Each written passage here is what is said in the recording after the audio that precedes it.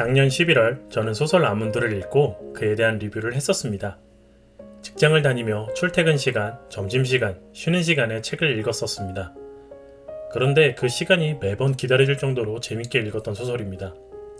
속으로 생각하기를 영화화해도 참 좋은 소설이다 싶었는데 손원평 작가님은 아직은 아몬드를 영화할 생각이 없다고 합니다. 실제로 제의도 많이 받았지만 아몬드가 더 글의 형태로 존재하면서 아이들에게 읽기의 즐거움을 선사해 주었으면 좋겠다고 밝혔습니다. 돌아와서 이 아몬드를 책은 다시 읽어봤습니다. 왜 굳이 책을 다시 읽어야 할까요? 저는 이렇게 생각합니다. 다시 읽는 것은 다시 책을 읽으면서 새로운 시각을 제공해 주기 때문에 참 유익하다고 생각합니다. 다르게 말해서 다시 읽기를 할 때에는 이야기의 전개 방법이나 문체, 문단이나 구조 등을 더 신경 써서 보게 되고 다른 각도로 책을 보기 때문에 좀 더 새롭게 볼 수 있습니다. 그리고 처음 읽었을 때부터 두 번째 읽었을 때까지의 그 간격 속에서 내가 축적한 경험과 생각은 다시 그 책을 읽을 때 새로운 경험을 덧입히게 합니다. 그렇기에 좋은 책은 두 번, 세 번 읽어도 새롭고 좋은 경험을 제공해 줍니다. 영국의 예술평론가인 존 러스킨은 이런 말을 했습니다. 책은 한 번 읽으면 그 구실을 다 아는 것이 아니다. 재독하고 애독하며 다시 손에서 떼어놓을 수 없는 애착을 느끼는 데서 그지없는 가치를 발견할 것이다. 제가 이전에 리뷰했었던 소설 패스트도 두 번째 읽고 나니 새로운 인물에 더 집중하게 되었습니다. 고등학교 시절 처음 패스트를 읽었을 때는 리우라는 인물에 집중해서 보았지만 두 번째는 랑베르라는 인물을 집중해서 보았습니다. 게다가 코로나라는 사태와 더불어서 책을 읽을 수 있었기 때문에 더 가치 있고 새롭게 읽을 수 있었습니다. 아몬드도 마찬가지입니다. 이전 리뷰에서는 책의 전반적인 줄거리, 주인공 선재와 고니를 둘러싼 공간과 공간불능 사회에 대한 비판 등을 담아냈었습니다. 그 내용은 오른쪽 위에 링크를 클릭하시면 있으니 혹시 아몬드를 보시지 않은 분이라면 내용 파악을 위해 보시는 것이 좋을 듯 합니다. 그리고 이번에 다시 아몬드를 읽었을 때 저는 주인공 선재가 크리스마스 사건으로 혼자가 되면서 보호자가 되어준 신박사에게 더 눈길이 갔습니다. 심재영 제과점의 사장이자 유일한 종업원인 그는 내세상타에 빠진 선재 엄마의 부탁으로 선재의 보호자를 자처합니다. 선재의 엄마에게 좋은 친구입니다. 선재는 엄마가 늘 자신의 상태를 비밀로 하는데 온 힘을 쏟았고 자신과 선재의 인생을 누군가에게 고백하는 엄마는 자신이 모르는 엄마라고 이야기합니다. 선재를 맡길 수 있겠다 싶을 만큼 선재의 엄마에게 있어 진정으로 좋은 친구였던 사람이 신박사였습니다. 선재도 엄마에게 신박사라는 친구가 있어 다행이라고 이야기하지요. 신박사는 제과점의 사장이지만 이전에는 대학병원의 심장외과 의사였습니다. 그렇기에 제과점의 사장이지만 어머니는 존경을 담아 그를 신박사님이라고 불렀습니다. 선재도 어머니를 따라 그를 신박사라고 부르지요. 그는 다른 사람의 심장을 수술하고 고치는 사람이었지만 정작 사랑했던 아내의 심장병을 알아차리지 못하고 일 때문에 가지 못하다가 어렵게 가게 된 여행 중 아내를 잃었습니다. 그 이후로 다른 이의 뛰는 심장을 보일 자신이 없던 그는 의사 일을 관두게 되었습니다.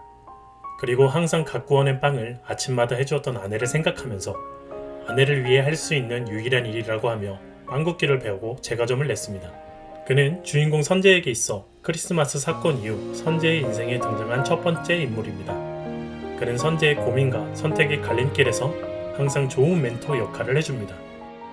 고니의 행동을 크리스마스 사건과 겹쳐보면서 고니를 더 알고 싶어하는 선재에게 그것이 바로 친해지고 싶어하는 감정이라는 것을 선재에게 알려줍니다.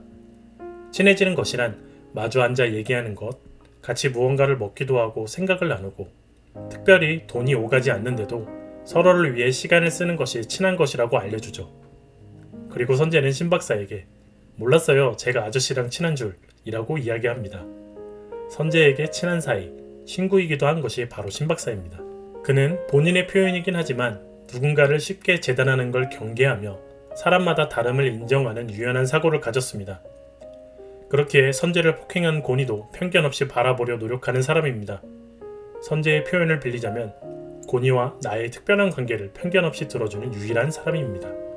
선재의 감정을 일깨워주는 인물로 주요한 인물인 도라와의 관계가 무엇인지 모르고 선재가 고민할 때 그는 선재의 이야기를 들어주고 조언을 해줍니다. 그리고 도라와의 관계를 통해 선재가 감정이 싹트고 있고 변화한다는 것을 보고 진심으로 기뻐합니다. 감정을 모르고 공감을 할 줄 모르는 선재의 모든 서툰 표현도 받아주는 인물입니다. 선재는 다음과 같이 말합니다. 박사는 또 웃음을 터뜨렸다. 차츰 알게 된 사실이지만 그는 내가 유머로 의도하지 않은 말들에도 늘 웃어주었다. 끊임없이 신 박사는 선재의 내가 자극을 받아들이고 변화할 수 있다고 이야기해주는 사람이며 옆에서 지켜봐주는 사람이기도 합니다. 여러분들도 잘 아시겠지만 나의 말에 잘 웃어주는 사람은 큰 힘이 됩니다. 그리고 나의 가능성을 응원해주고 지켜봐주는 사람은 그 누구보다 좋은 사람입니다. 신 박사는 주변인들에게 좋은 사람이며 좋은 영향을 끼치는 사람임이 분명합니다. 그가 없었다면 아마 선재는 고니와 도라와의 좋은 관계를 만들어가지 못했을 것입니다. 그리고 그가 없었다면 아마 선재는 감정에 자라날 수 없었을 것이라 저는 단언할 수 있습니다. 신 박사를 보며 그런 생각을 했습니다. 내 인생의 멘토, 나이에 상관없이 친구가 되어주는 좋은 사람, 신 박사 같은 사람이 있었으면 한다고요. 여러분은 그런 멘토가 있으신지요? 저는 사실 한 명 떠오르는 좋은 분이 계십니다. 친구까지는 아니지만 진정 좋은 멘토이며 제가 닮고 싶은 롤 모델이라고 생각합니다. 한국의 현대사회에서 롤 모델, 좋은 멘토가 부재하다고 많이 이야기를 합니다. 그래서 더 생각해 보기를, 그 멘토나 롤 모델이 부재하다면 우리가 신 박사와 같은 좋은 멘토, 롤 모델이 되어야겠다는 생각을요. 소설에 나오는 신 박사에게는 배울 점이 참 많습니다. 자신보다 나이가 어린 특수한 아이인 선재의 이야기를 진지하게 들어주고 진정한 친구가 되어줍니다. 위계서열과 나이에 의한 서열의식이 강한 한국 사회에서 쉽지 않은 모습입니다. 그렇기에 우리가 가져야 할 자세를 그는 지녔다고 생각을 합니다. 그는 의사를 그만두고 빵을 굽는 일에도 최선을 다하는 사람입니다. 그의 제과점은 사람들이 줄을 서서 사먹는 빵집으로 유명한 맛집입니다. 그러면서도 친구의 부탁도 성실하게 이행하는 사람입니다. 선재를 더 나아가 고니까지도 간접적으로 품어낸 진정 좋은 어른이고 참된 어른이라 할 수 있습니다. 진정 존경받는 어른이 부족한 이 시대에 저는 신 박사 같은 사람이 되고 싶습니다.